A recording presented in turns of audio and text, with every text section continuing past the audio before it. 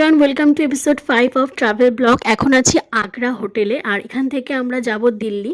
আগ্রার ট্যুর আমি অলরেডি আগের এপিসোডে শেয়ার করে দিয়েছি, আর 4টে এপিসোড আমি ট্যাগ করে দিলাম, তোমরা অবশ্যই দেখে নিও। আর আমরা সবাই এখানে রেডি হয়ে গিয়েছি, তো এবার চলো যাওয়া যাক।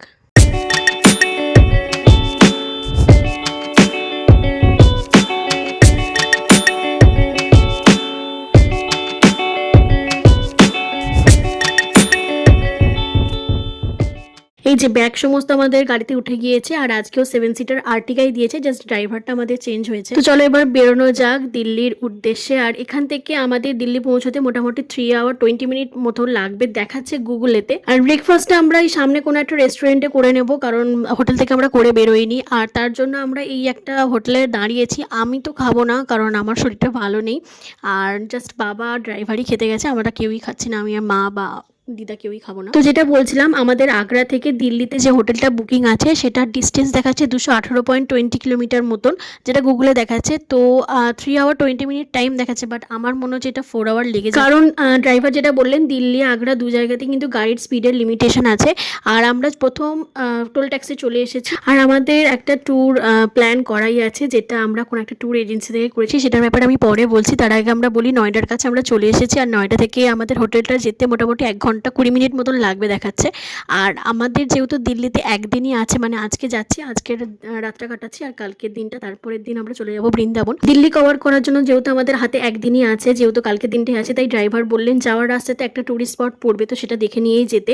চলে এসেছি নয়ডাতে, প্রপার নয়ডা, এটা নয়ডা লেখা আছে দেখতে পাচ্ছ। আর আমরা যে টুরিস্ট স্পটটায় যাচ্ছি সেটা হচ্ছে স্বামীনারায়ণ মন্দির, যেটা দিল্লিতে খুবই famous.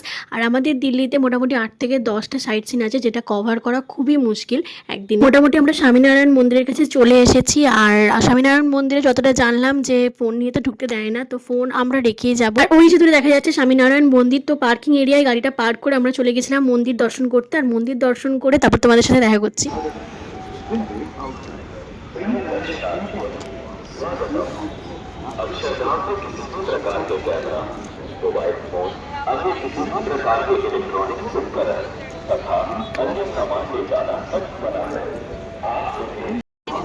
Jai Swaminarayan. Visitors, please pay attention. মন্দির দর্শন করে চলে এসেছি। আমি বলবো দিল্লি এলে অবশ্যই কিন্তু স্বামীনারায়ণ মন্দির দর্শন করবে, খুব সুন্দর। আর ওখানে কিন্তু খুব স্ট্রিক্টভাবে চেক হচ্ছে, ব্যাগ, ফোন, বেল্ট বা কোনো ইলেকট্রিক জিনিস, কোনো চামড়া জিনিস কিন্তু অ্যালাউ নয়।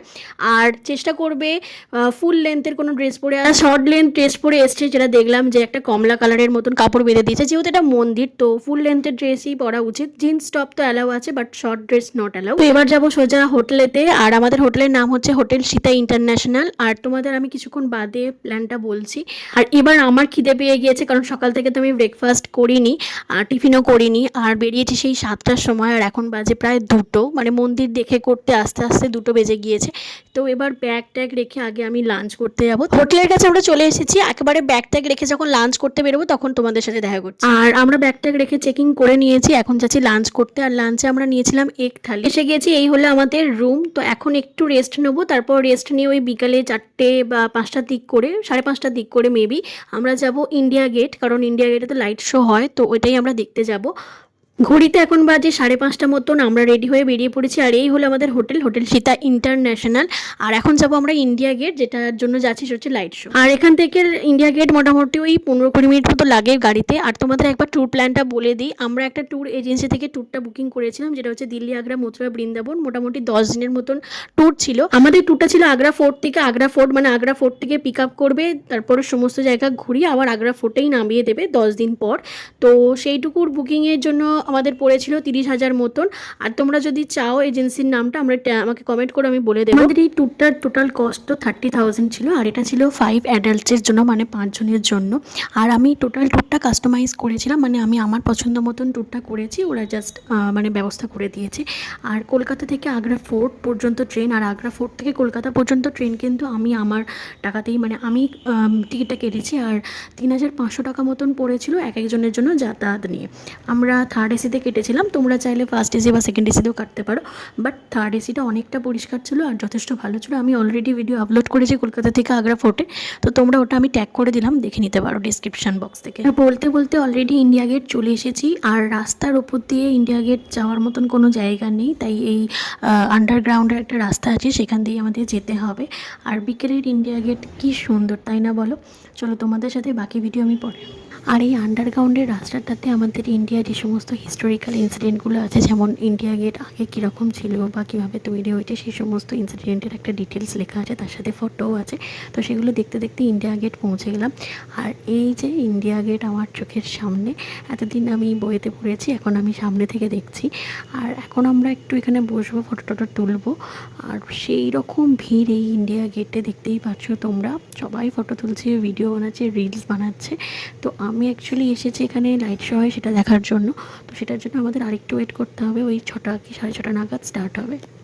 তো আমরা পিছন দিকটা এসেছিলাম যেখানে নেতাজির স্ট্যাচুটা করা আছে, সেখান থেকে দেখতে পেলাম অলরেডি লাইট শো স্টার্ট হয়ে গিয়েছে, ওই যে ওপরে গেরুয়া কালারটা হতে স্টার্ট হয়ে গিয়েছে, আর সূর্য অস্ত যেতে চলেছে। চলো সামনের দিকে গিয়ে বসবো কোথাও। সামনের দিকে একটা পার্ক মতন করা আছে, সেখানে বসে আছে অনেকেই, সবাই প্রায় বসে আছে, আর সেখান থেকে লাইট শোটা আমরা দেখবো। আর এখনও লাইট শো হতে অনেকটা বাকি আছে, কারণ এখনও সন্ধে হয়নি, অন্ধকার হলে তো আবার ভালো করে বোঝা যাবে। এখন বাজে 6:30, লাইট শো স্টার্ট হয়ে গিয়েছে, আর দারুণ লাগছে দেখতে। আর আমি শুনেছিলাম আরও অন্যরকম লাইট শো হয়, বাট তারপর জানতে পারলাম ওটা কোনো একটা স্পেশাল দিনে, কোনো অকেশানে বা 15th আগস্টে আরও ভালো করে লাইট শো হয়। তো লাইট শো দেখা হয়ে গিয়েছে, এবার যাব হোটেলে। আবারও সেই আন্ডারগ্রাউন্ডের রাস্তা দিয়ে চলে যাচ্ছি পার্কিং এরিয়াতে। পার্কিং এরিয়া যাওয়ার জন্য কোনো ডিরেক্ট রাস্তা নেই, আন্ডারগ্রাউন্ডের রাস্তা দিয়ে যেতে হবে। আর এখানে না অনেক খাবারের দোকান আছে, বাট এখন আমরা খাবো না, এখন আমরা সোজা হোটেলে যাব। আর আজকে আমরা অলরেডি 2টো ট্যুরিস্ট স্পটস কমপ্লিট করে ফেলেছি, সেটা এই ব্লগে তোমরা দেখতে পেয়েছো। আর কালকে পুরো দিল্লিতে যে কটা ট্যুরিস্ট স্পট বাকি আছে সেগুলো আমরা কমপ্লিট করবো যতটা সম্ভব হয়। আর হোটেলে পৌঁছে গেছি, কথা বলতে বলতে ভিডিওটা এখানেই শেষ করছি। ভিডিওটা কেমন লাগলো তোমরা কমেন্ট করে জানিও। দেখা হচ্ছে নেক্সট ভিডিওতে, টাটা।